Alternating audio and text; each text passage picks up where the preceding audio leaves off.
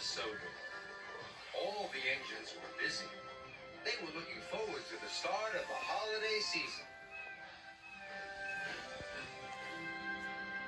One morning, Sir Topham Hatt came to the sheds.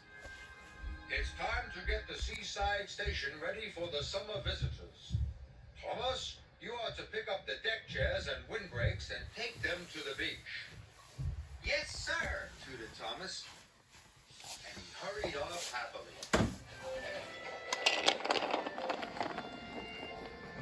You're looking very cheerful, Thomas, wailed Diesel. Thomas told Diesel all about his exciting job. Haven't you heard about the curse of the cliffs? Wailed Diesel. No, tooted Thomas nervously. Diesel snorted. Whenever the first engine of the holiday season goes around the headland, a terrible fog comes down over the cliffs. Thomas didn't like the sound of that at all. The engine loses its way, and nobody knows where it goes. Diesel chugged away, leaving Thomas very happy indeed. He wished that he didn't have to go to the beach after all. Thomas dragged his wheels slowly along the track. He was very worried. Finally, Thomas reached the supply shed.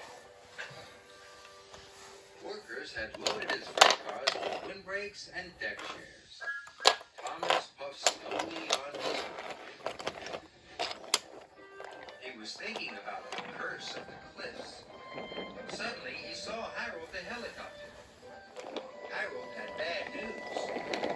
Big fog rolling in on the headland, Harold shouted. Puff carefully, Thomas. And Harold whirred away over the treetops. Thomas was very scared now. What if what Diesel said about the curse of the cliffs is true, tooted Thomas? I could get lost in the fog and never be seen again. Thomas puffed fearfully towards the cliffs.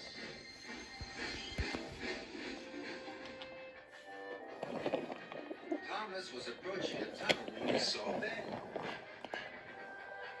Ben looked unhappy. What's the matter? Asked Thomas kindly.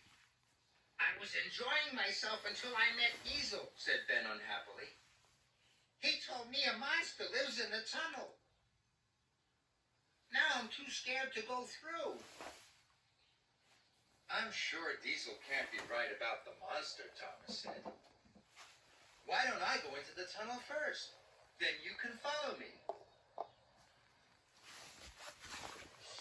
Thomas puffed slowly into the tunnel. He heard a strange noise. Must be brave, he told himself. Thomas was determined not to show Ben he was frightened. He screwed up his courage and puffed slowly on.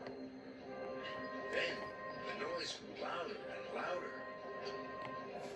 And suddenly Thomas saw two eyes peering at him. Now he knew that Diesel was right. Bust my bumpers, wished Thomas. There is a monster.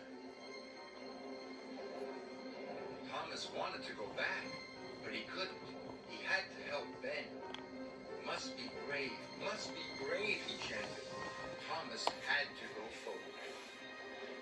But as the smoke started to clear, Thomas saw that the eyes weren't eyes at all. They were lights. And the thud, thud, thud wasn't a noise made by a monster. It came from a machine beside the track. It was a generator to power the lights. Then Thomas saw picks and shovels. He realized that workmen must be working there. Diesel was wrong. There's no monster in the tunnel after all.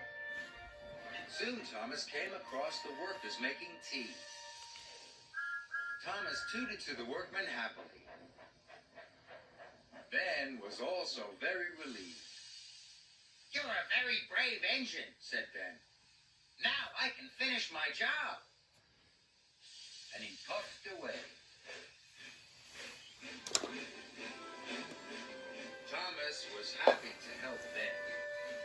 Then he remembered that he still had to get to the beach. And he remembered Diesel's warning about the curse of the cliffs.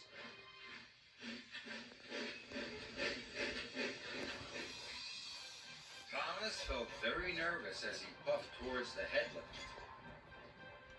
So nervous that he stopped. I can't go any further, Thomas tooted, and he began to reverse away from the cliffs.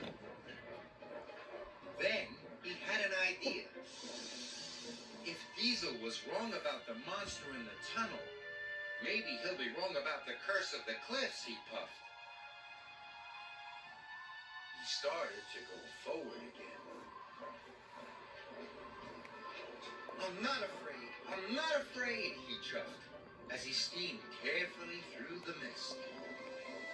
Suddenly, the mist rolled away, and the sun came out. Thomas saw that the cliffs were beautiful.